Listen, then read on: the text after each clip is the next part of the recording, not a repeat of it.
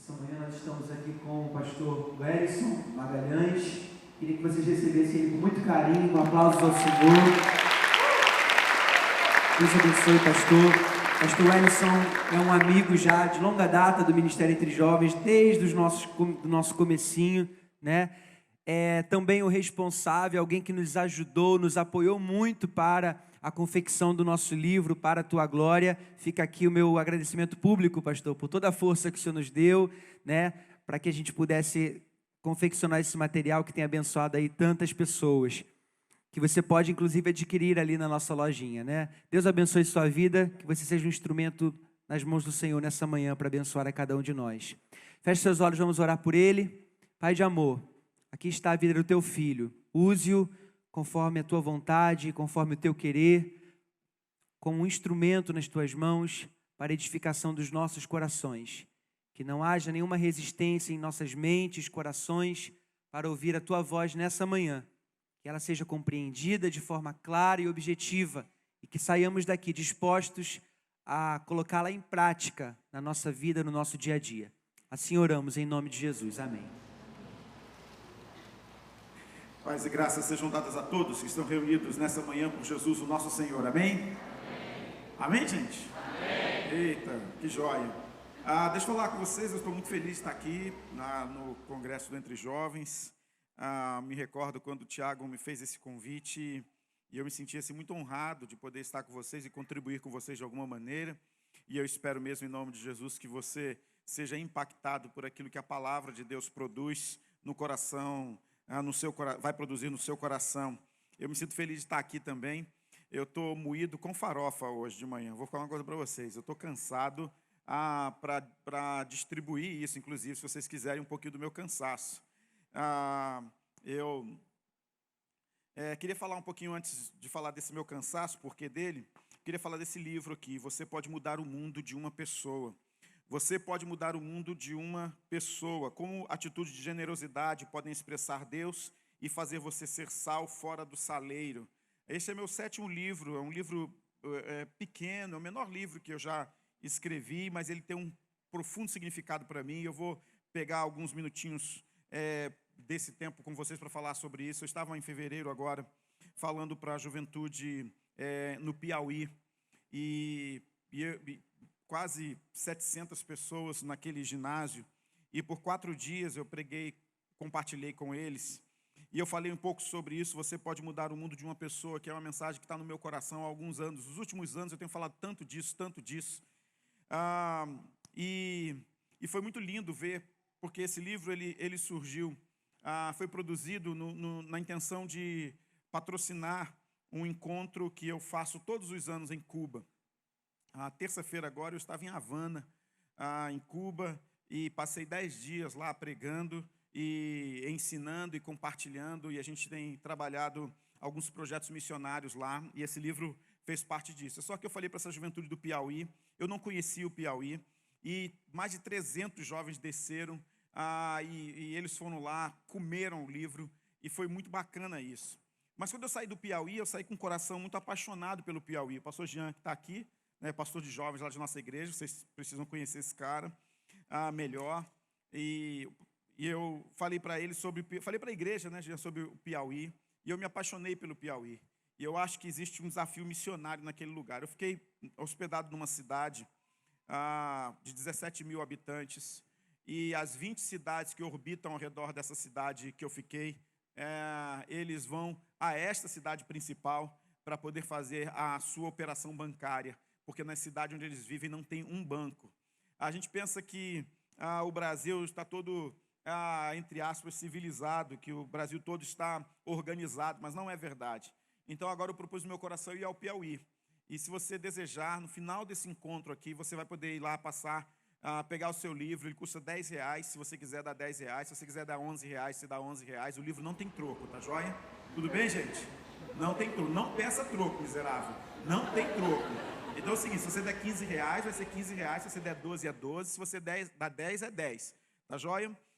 Eu fiquei muito impressionado com uma senhora que me procurou há alguns dias atrás, antes de eu viajar para Cuba. Eu estava pregando numa conferência, e ela me disse assim: pastor, eu queria muito livro, É só que eu olhei na minha bolsa e eu tenho R$ 2,10 em moeda. E minha esposa que estava cuidando dos livros, eu falei assim, o que tem? Ela falou assim, eu estou com vergonha de levar o livro. Eu falei assim, eu estou orgulhoso de você querer o livro. E eu estou feliz. Então, se você tiver R$ 2,10, tá joia? Junta mais R$ 7,90, tá bom? Para ela vale. Gente, olha, parabéns, Thiago. Você é um cara sensacional. Já falei de você para o Jean. E eu queria muito que o Jean te conhecesse o trabalho do Entre Jovens. Eu me sinto muito honrado de estar aqui com vocês. Então, como eu disse para vocês, eu estava terça-feira agora em Havana. Passei 10 dias lá. E Deus tem feito algo extraordinário em Cuba. Vocês talvez nem imaginem como o evangelho em Cuba tem prosperado de maneira extraordinária. O pastor Javier Cervantes, que é um dos pastores que é a nossa conexão ali em Cuba, ele batizou de janeiro até domingo agora passado 117 pessoas, só na igreja dele. 117 pessoas. A gente não vai a Cuba para evangelizar ninguém, a gente vai a Cuba para treinar pessoas. O que eles precisam é de treinamento, eles precisam de material, eles precisam de recursos que eles não possuem, e é isso que nós fazemos todos os anos. Todos os anos nós saímos do Brasil, levamos os nossos recursos, pagamos as nossas passagens, fazemos conferências para eles numa cidade, fazemos em outra cidade, reunimos cubanos de todos os lugares para compartilhar com eles aquilo que nós já sabemos ou vivemos já há algum tempo e eles ainda não. Então, se você acha que você pode participar disso também, você vai lá fora e você vai participar e contribuir, tá joia? Estamos fechados? Tudo bem, gente? Então vamos lá, abra sua Bíblia em João, no capítulo 8, eu quero compartilhar hoje, você pode mudar o mundo de uma pessoa. Trago o abraço da minha igreja para todos vocês, a primeira igreja batista do Grajaú. Eu não sei se alguém aqui está no meu Facebook? Alguém me tem no Facebook? Que legal, 2 pessoas.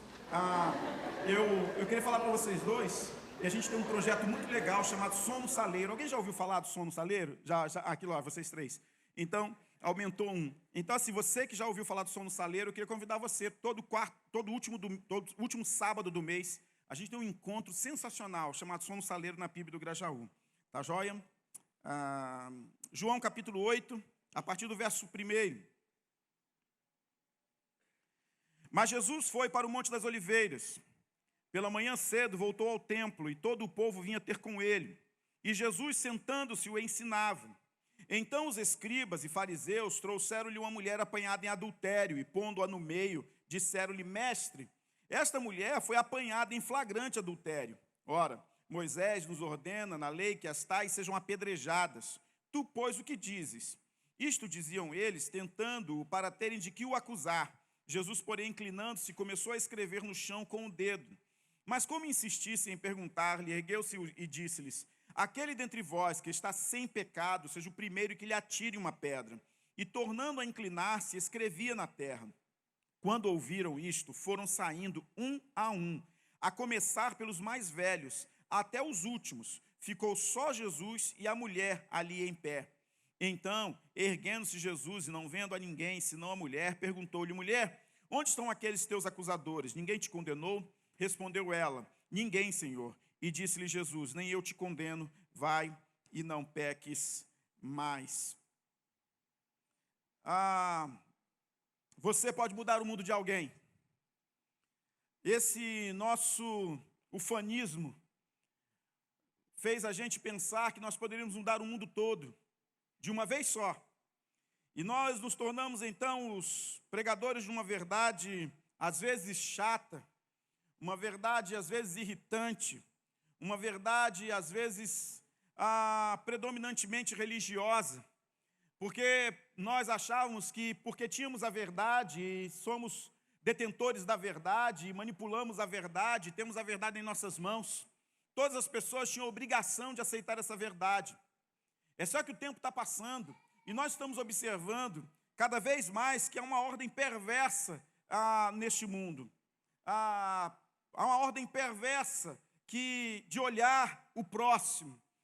O Brasil inteiro, aliás, o mundo já está estarrecido com o que aconteceu com uma menina na zona oeste do Rio de Janeiro, estuprada por 33 homens. A barbaridade, a forma como o ser humano se bestializou, Isso nada impressionaria, não deveria impressionar a gente. Na verdade, queridos, a palavra de Deus diz que o mundo, ele jaz no maligno.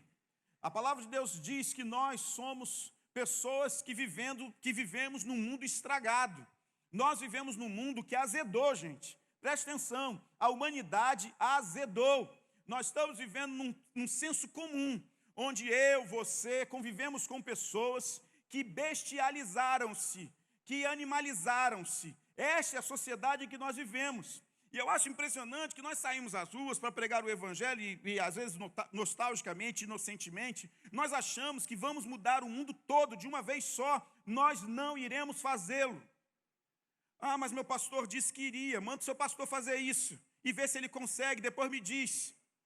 Porque nós não vamos mudar o mundo todo, porque esse mundo jaz no maligno. Esse mundo é um inferno. Se o inferno é pior do que muitas coisas que nós vemos aqui hoje, gente, preste atenção, o inferno realmente é algo terrível. Agora, você pode mudar o mundo de alguém.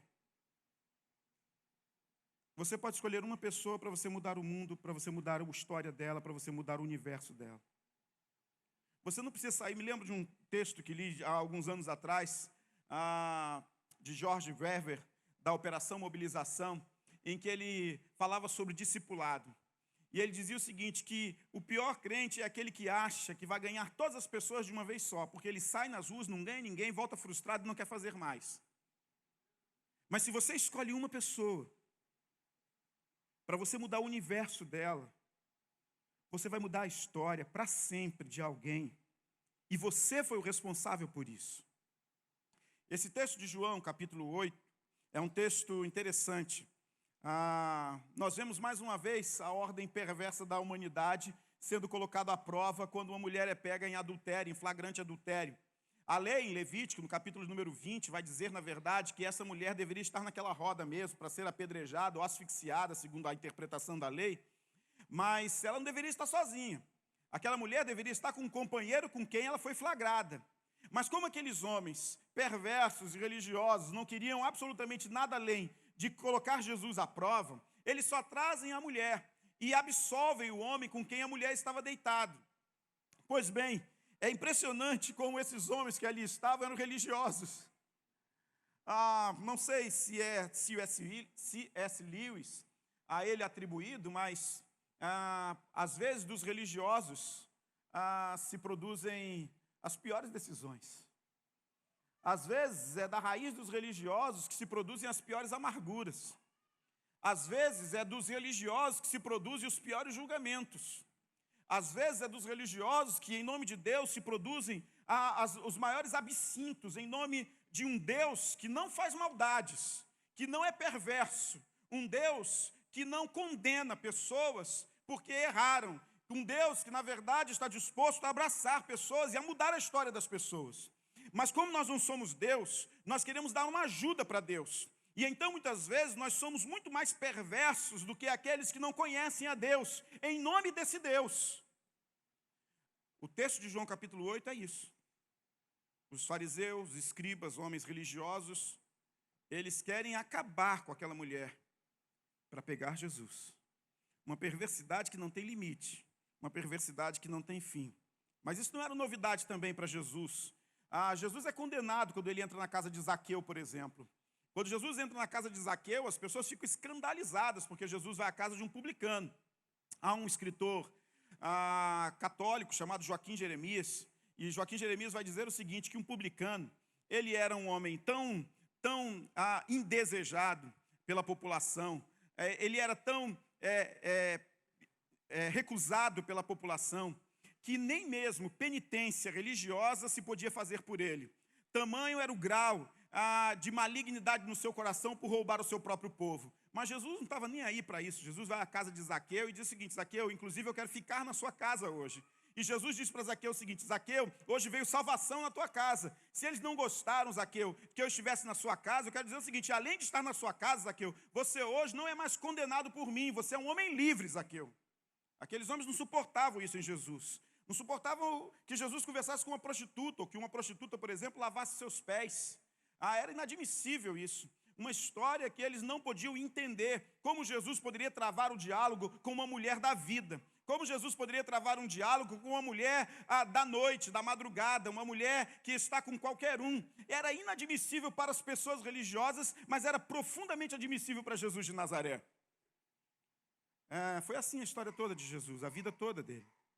Andando com pessoas que os religiosos não queriam andar e amando pessoas que os religiosos não queriam amar. João capítulo 8 é a história de uma mulher que os religiosos não queriam amar, mas que Jesus se dispôs a amar para mudar a história dela. E eu tenho algumas coisas que eu quero compartilhar com vocês, porque ao colocar Jesus para ser testado, Jesus deixa um legado para nós, um legado que atravessa os séculos, e chega até nós hoje. Você provavelmente já leu esse texto, ou já ouviu esse texto centenas de vezes, mas eu quero trabalhar nesta manhã alguns princípios que eu gostaria que encantassem o seu coração, que entrassem no seu coração com imensa profundidade e que se você se deleitasse nesses princípios e carregasse para a sua casa. Porque se nós vivemos essa experiência religiosa aqui, nós precisamos transcender o que estamos vivendo aqui para mudar a história das pessoas. E como nós fazemos isso, queridos? Nesse texto, Jesus ensina os passos para mudar a vida de outras pessoas. Em primeiro lugar, que nós mudamos a vida das pessoas quando nós oportunizamos fazê-las encontrar suas próprias consciências. Nós mudamos a vida das pessoas quando nós as oportunizamos ter um encontro com suas próprias consciências. Jesus pergunta: onde estão os teus acusadores, mulher? Porque o texto vai dizer que saíram um a um. Aqueles homens que foram para serem provados por Jesus, naquele instante, eles, ao invés de serem acusados, ao invés de serem apontados, ao invés de serem discriminados, Jesus apenas os encomenda a pensar em suas próprias consciências, a pensar suas próprias vidas, a pensar suas próprias histórias, a pensar quem eles eram, a pensar o que eles estavam vivendo, a pensar como eles estavam vivendo, a pensar como eles estavam falando, por que eles estavam agindo daquele jeito, o que motivava o coração daquelas pessoas. E de repente aqueles homens que estavam com pedras nas mãos para apedrejar aquela mulher pega em flagrante adultério, eles começam a olhar para dentro de si mesmos e percebem-se tão imundos, percebem-se tão sujos como aquela mulher que chorava desesperadamente envergonhada numa roda de muitos homens. Você que está aqui hoje, você também tem a oportunidade de olhar para dentro de você mesmo. Assim como eu, de olhar para dentro de mim mesmo. É isso que a palavra de Deus ensina. O Salmo diz assim: Senhor, ensina-me a olhar para os meus próprios caminhos. Olha para mim, vê se tem alguma coisa reta em mim. Me guia por caminhos que não sejam tortuosos. O apelo do salmista, no Salmo 119, diz assim: porque a tua palavra precisa ser lâmpada para os meus pés, luz para os meus caminhos. O apóstolo Paulo diz, falando sobre a comunhão, que nós deveríamos olhar para dentro de nós mesmos. Examine-se, pois, o homem a si mesmo.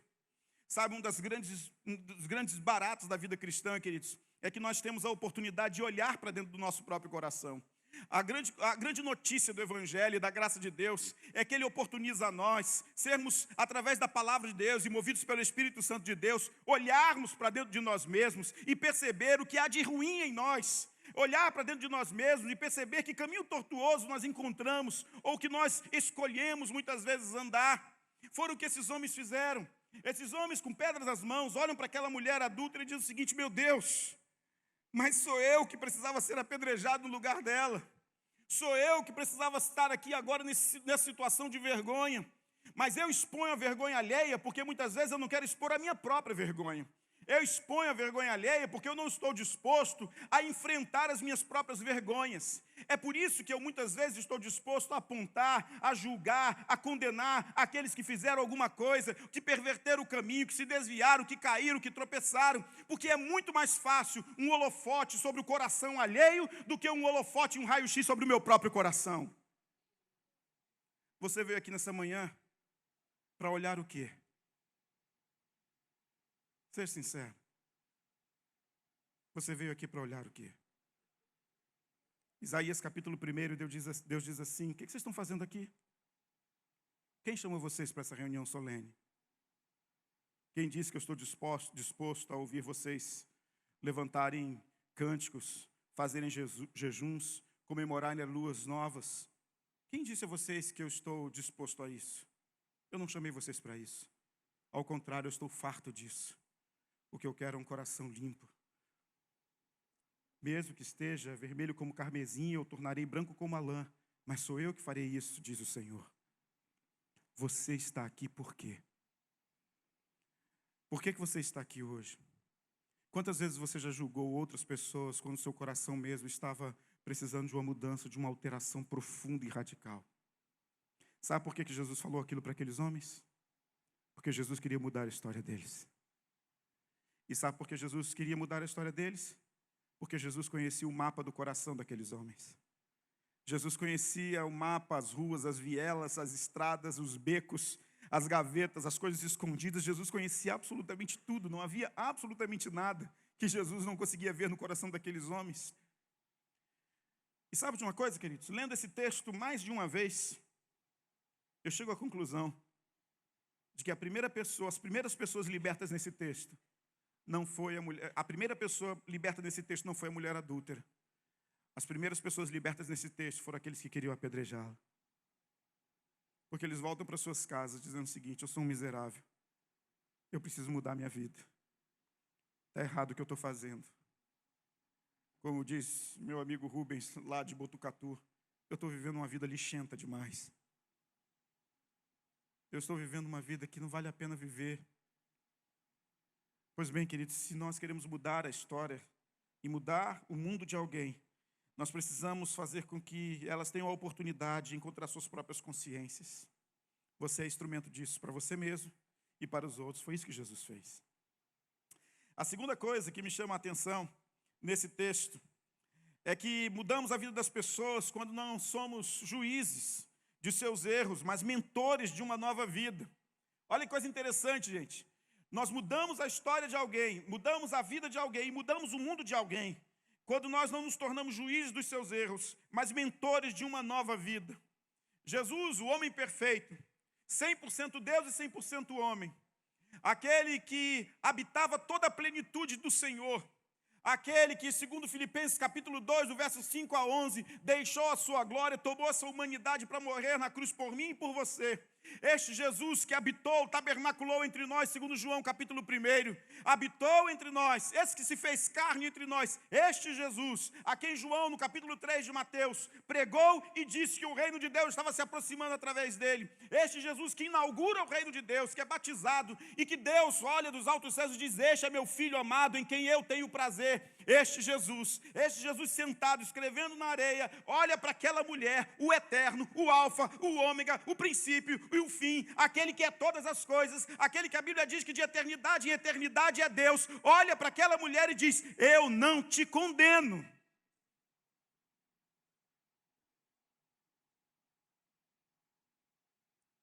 Eu imagino o olhar daquela mulher. Uma cena passa na minha cabeça. Aquela mulher chorando copiosamente, envergonhada. E Jesus de Nazaré sentado. E ele diz: eu também não te condeno. Jesus estava mudando o mundo daquela mulher. Ele era um mentor de uma nova vida. Sabe quantas pessoas estão aguardando você falar isso para elas? Sabe quantas pessoas estão desesperadamente procurando alguém que lhes diga: eu também não te condeno? Eu gosto muito de comentários do Facebook, comentários de matérias de jornal, adoro comentários. Para mim, comentário é melhor que a notícia, inclusive. Eu adoro comentário. E aí eu vou lá nos comentários e eu vejo os comentários, eu acho os comentários assim, porque as pessoas se escondem virtualmente, né? Então elas falam o que elas querem falar, porque você não pode bater no cara virtualmente, né? O que você vai fazer? Vou te bater. Bate, vem, não pode, né? Então as pessoas se escondem atrás dessa virtualidade, e eu acho engraçado os comentários, mas eu gosto dos comentários cristãos. Os comentários cristãos, gente, é aquilo que me anima. Às vezes eu fico à tarde toda, hoje eu vou ler só comentários, gente. Às vezes eu vou nem ler a Bíblia, vou ler só comentário. Assim, é bacana demais. Aí você vai nos comentários, e o cara fala assim, e eu lembro. Aí eu escrevi um texto, há algum tempo atrás, sobre um caso que aconteceu em Minas Gerais, com uma mulher chamada Fabíola. Vocês devem ter visto, não é isso? Não viram? Para de ser mentirosos, vocês viram. Então, o seguinte, eu estava falando sobre aquele texto e eu fui ver os comentários sobre aquela mulher. Os comentários cristãos eram os mais lindos. É isso mesmo, sua miserável.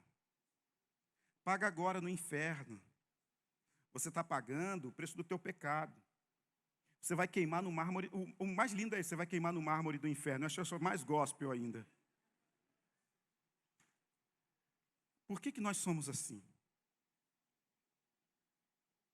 Se Jesus olhou para aquela mulher e falou assim, olha, eu não te condeno, não. Sabe o que Jesus estava dizendo ali? Eu te amo tanto, tanto, tanto, que meu amor por você é maior do que o teu erro. Eu te amo tanto, tanto, tanto, que minha paixão pela sua vida é muito mais profunda do que o teu deslize, do que sua queda. Jesus estava dando a oportunidade daquela mulher ser mentoreada. Aquela mulher estava tendo a oportunidade de viver uma nova vida. Esse é o mal da igreja.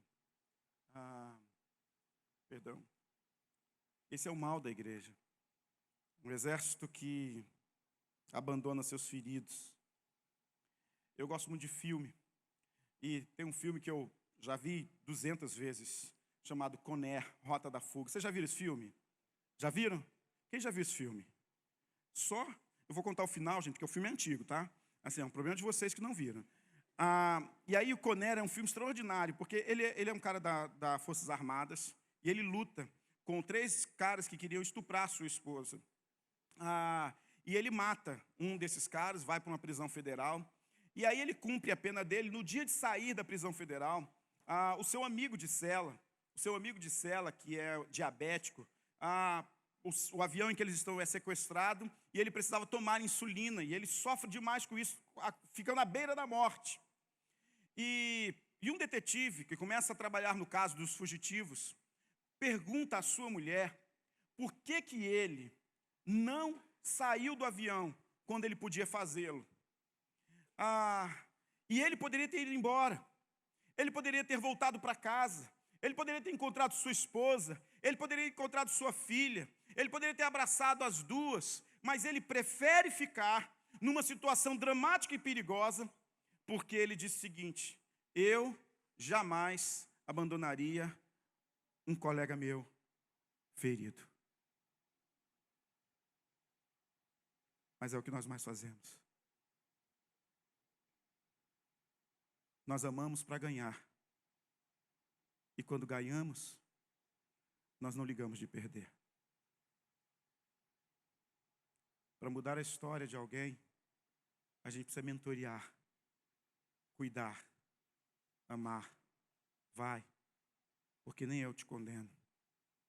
E isso vale para mim, e isso vale para você também.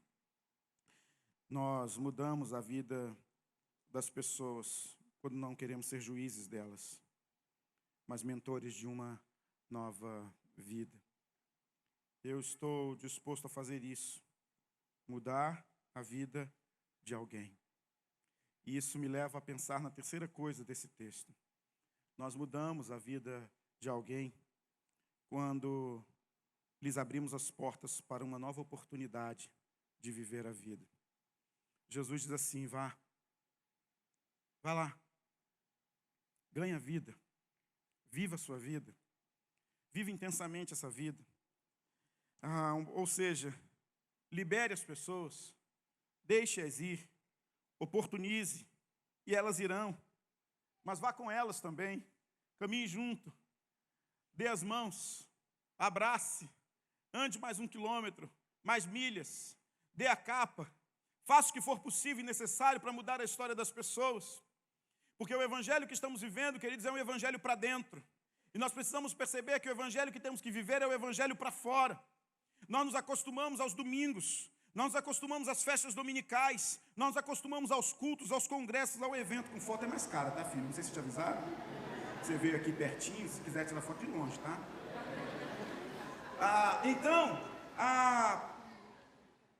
Nós precisamos sair desse universo que nós vivemos, de um mundo voltado para esse evangelho de dentro da igreja, gente. Eu escrevo nesse livro dizendo o seguinte: há uma segunda-feira esperando por você. Sabe por quê? Porque no domingo nós somos todos iguais. No domingo nós ouvimos as mesmas mensagens, oramos da mesma forma, cantamos as mesmas músicas, nem músicas diferentes nós cantamos nos cultos. Você não tem oportunidade de cantar do Fragoso ao Cantil, Amplitude Celeste no culto da manhã. Você não sabe o que é isso, né? Eu falei agora em árabe. Mas sabe por quê? Porque nós vivemos esse universo aqui, nós gostamos disso aqui. Isso aqui é bom demais, gente. Quem não gosta de um negócio desse, bom demais?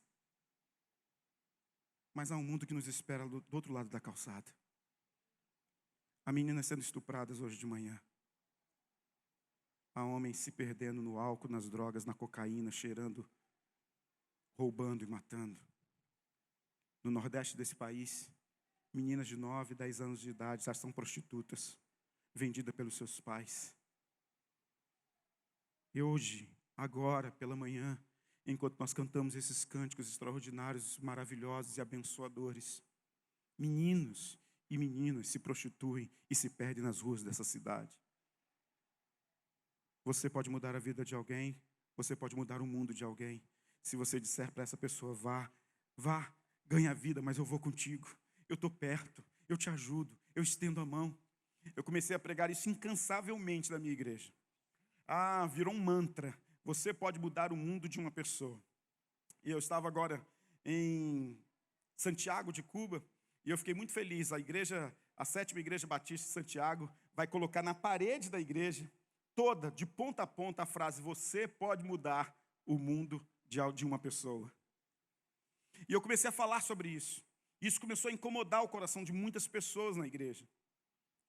Um dia a Marlene me procurou e falou assim: tá aberto não, né? Imaginei. Jean, me ajuda aqui. Mas não enfia o dedo não, por favor. Não enfia o dedo não. Não, estou pedindo assim com carinho. A Ana, minha ovelha querida. Vocês sabem que um dia eu estava pregando na igreja vou falar o nome por questões de ética, do pastor Horácio. E aí, o copinho me deu um copo fechado. Eu falei assim: rapaz, como é que eu vou abrir esse negócio? Abre aqui para mim. Aí ele foi, se levantou, numa prontidão, enfiou o dedo. Eu bebi assim mesmo, porque eu falei que foi o dedo da unção. Pois bem, e ela me procurou e falou assim: pastor, eu tenho sido muito incomodada com isso. O que eu posso fazer? Eu falei assim: eu não sei o que você pode fazer. Ela falou assim: mas você está falando para a gente mudar a história de alguém? Eu falei assim: então vamos trabalhar, faça alguma coisa. E ela se dispôs então, um dia assistindo um programa de TV, ela se dispôs a mudar a história de 2 pessoas e o mundo de 2 pessoas. Ela viu uma matéria sobre crianças que eram adotadas temporariamente até encontrar seus pais. Essa adoção temporária acontecia enquanto o conselho tutelar procurava os pais de origem daquelas crianças. Ela pegou as crianças, levou para sua casa, cuidou das crianças, colocou na escola, comprou material, comprou roupas, comprou tudo que podia. E por alguns meses elas moraram na casa dela. Encontraram a família. Elas voltaram para Minas Gerais, onde a família de origem estava, e até hoje Marlene cuida dessas crianças. A história delas foi mudada, porque exatamente alguém se dispôs a mudar a história, porque tinha algo além do domingo, tinha uma segunda-feira esperando por ela. Foi o que a Nalva fez. A Nalva me procurou e falou assim: pastor, o que eu posso fazer para mudar o mundo de alguém? Eu falei assim: Nalva, eu não sei. E aí volta ela uma semana depois e diz o seguinte: olha, eu tive a ideia de distribuir comida para os moradores aqui da Grande Tijuca, do Grajaú e Vila Isabel. O que você acha? Eu falei assim: eu acho ótimo. E ela falou assim: então toda quinta-feira eu vou vir para cá e vou fazer comida e vou distribuir para os moradores de rua. E ela começou a distribuir 20 quentinhas.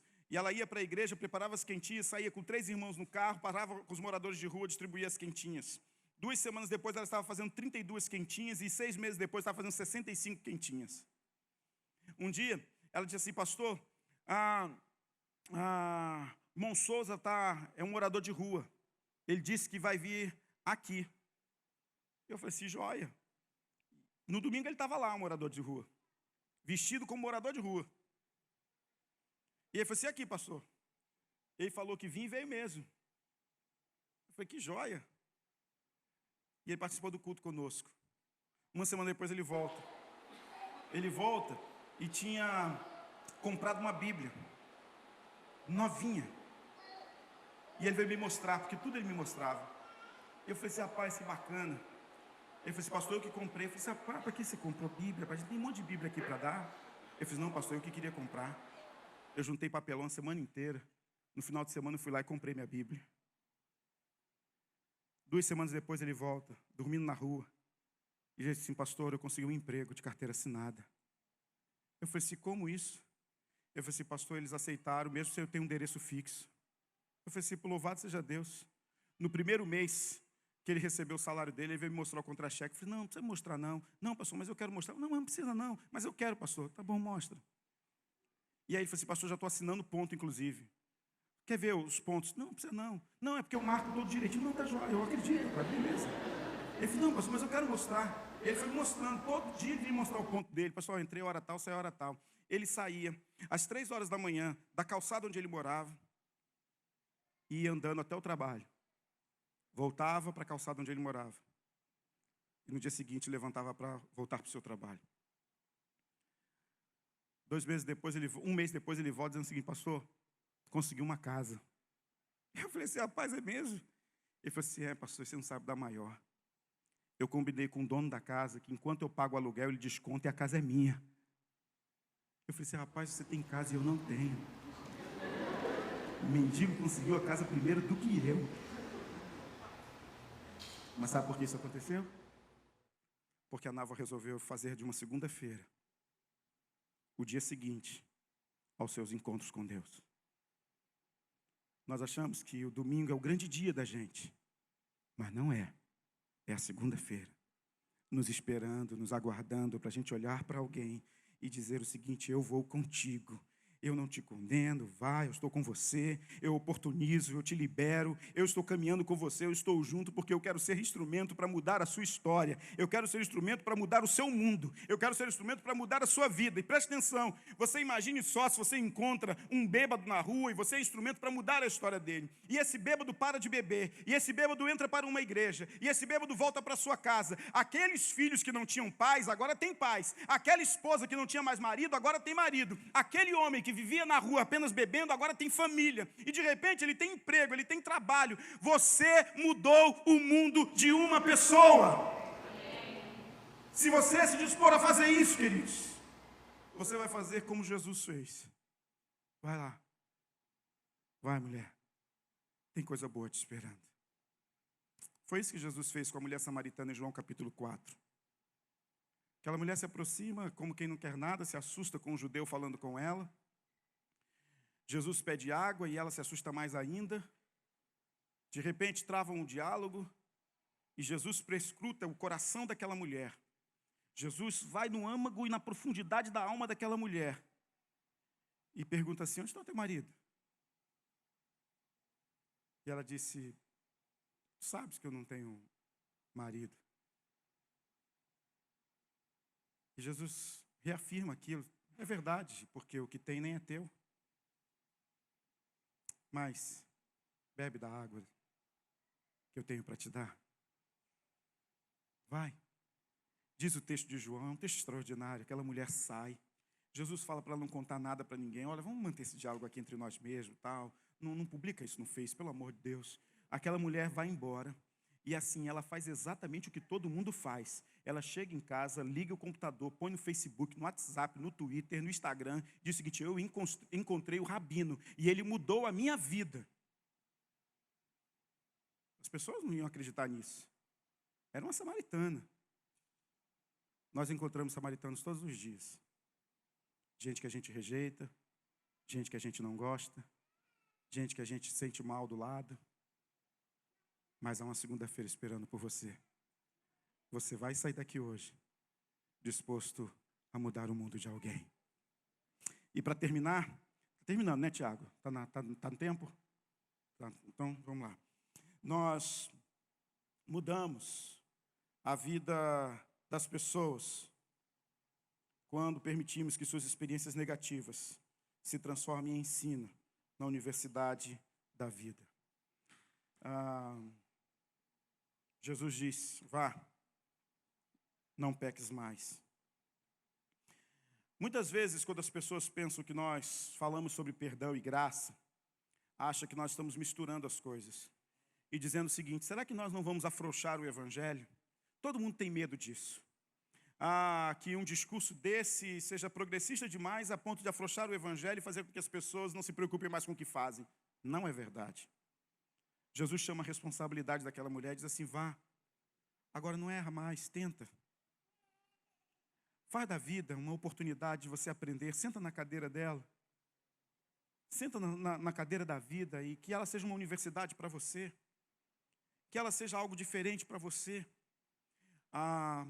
Em 2007 eu escrevi um livro chamado 40 Dias no Deserto. Minha mãe leu e gostou muito do livro.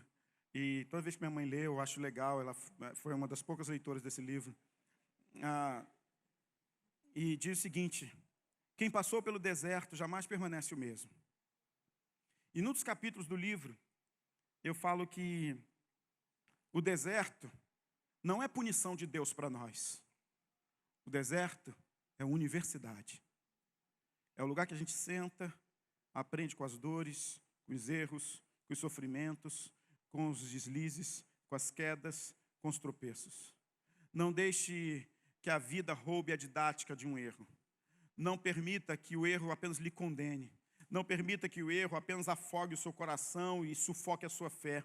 Não permita que os seus deslizes sejam apenas elementos acusadores de Satanás para a sua vida, porque ele é mestre nisso, ele veio para matar, roubar e destruir. Mas diz a palavra de Deus que Jesus Cristo veio para destruir as obras do diabo. Então, nesta manhã eu quero convidar você a experimentar um novo estilo de vida, a experimentar uma nova forma de viver, a olhar para a sua vida, a olhar para o seu histórico de vida e perceber-se o seguinte: eu quero aprender algo novo com Deus, eu quero viver algo novo com Deus, eu quero sair daqui tendo algo novo de Deus, eu quero fazer algo novo para Deus, eu quero ser instrumento nas mãos de Deus, eu quero ser uma ferramenta de Deus, eu quero ser alguma coisa para Deus, porque eu não me contento mais em ser um crente que venha aos cultos, aos congressos e aos encontros, que cante louvores, mas que saia e não seja responsável pela alteração, pela modificação da vida de uma outra pessoa. Então, se você é um inconformado, se você é uma pessoa que não suporta mais apenas cantar cânticos que falam que você vai ganhar o mundo e vai ter vitória, eu convido você a sair daqui desta manhã dizendo o seguinte: eu quero ser um instrumento de Deus para mudar a história e o mundo de alguém. Amém, queridos? É o que você pode fazer hoje. Simples. Mudar o mundo de alguém. Você não está aqui à toa. Esse não é um passatempo gospel.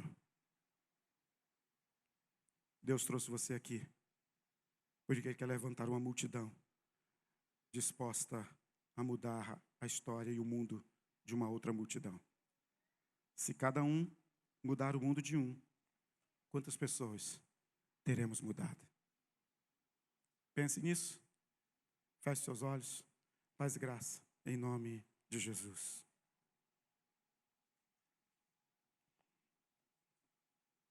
Eu quero orar com você.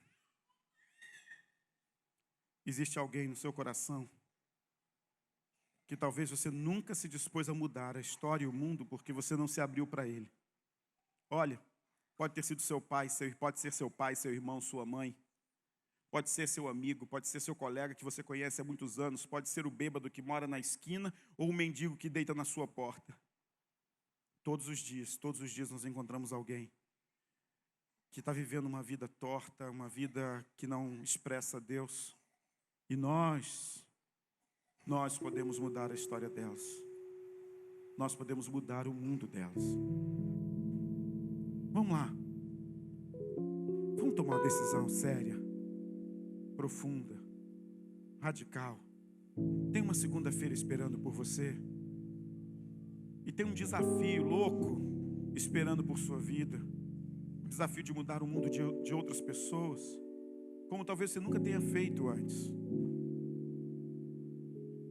Você está disposto a isso? Alguma coisa do que foi falado aqui tem a ver com você, com a sua história de vida, ou com a sua fé? Te incomoda? Eu não quero te incomodar. Eu quero te convidar, amorosamente, para aceitar o desafio de ser ferramenta nas mãos de Deus para mudar o mundo de alguém. A gente não vai mudar o mundo todo não, gente. O mundo jaz no maligno. Mas escolhe alguém. para quem você pode mudar. E você vai ver que isso vai fazer toda a diferença. Você gostaria de aceitar esse desafio? De ter uma segunda-feira te esperando e você iria ao encontro dela? Pastor, eu quero. Então levanta sua mão, eu quero orar por você, mas só se é com você, tá joia? Não é um apelo emotivo, não estou preocupado com quantas pessoas vão fazer isso. Eu quero saber se isso tem a ver com a sua vida. Se tem a ver com a sua vida, levanta a mão. Se não tem a ver com a sua vida, fique tranquilo, fique na paz. Deus é maravilhoso e bom e ama você. Só quero saber se tem gente aqui disposto a abrir a agenda da vida para uma segunda-feira ali esperando para mudar o mundo de alguém. Levanta a mão. Deus abençoe. Que bom. Vamos ficar em pé, todos nós? Vamos ficar em pé?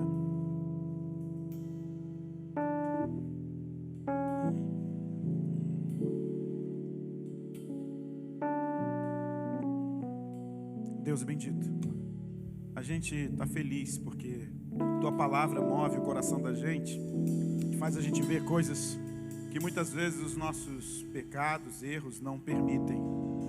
Às vezes nossos equívocos fazem com que nós sejamos cegos, surdos para aquilo que o Senhor tem para nós e nos tornamos mudos para aquilo que devemos falar e inaptos para aquilo que devemos fazer. Pai, obrigado pela palavra dessa manhã. Desde já te agradeço também pela palavra que ainda ouviremos nessa manhã, Senhor, que por certo vai abençoar demais o coração da gente. Peço por essas pessoas que levantaram as mãos, dá uma segunda-feira para elas, Senhor, que elas saiam dos encontros de celebração e adoração ao Teu nome, dispostas a fazer o Teu nome conhecido, Senhor, para que o mundo de alguém mude e se transforme. Obrigado por tudo que o Senhor tem feito em mim, por mim e em nós. Em nome de Jesus, o Senhor da igreja. Amém e amém. Deus abençoe vocês. Quando puderem, visitem a primeira igreja batista do Grajaú. Passem lá fora. Leve, você pode mudar o mundo de uma pessoa. Como atitude de generosidade podem fazer você ser sal fora do saleiro. Paz e graça a todos vocês. Pode sentar.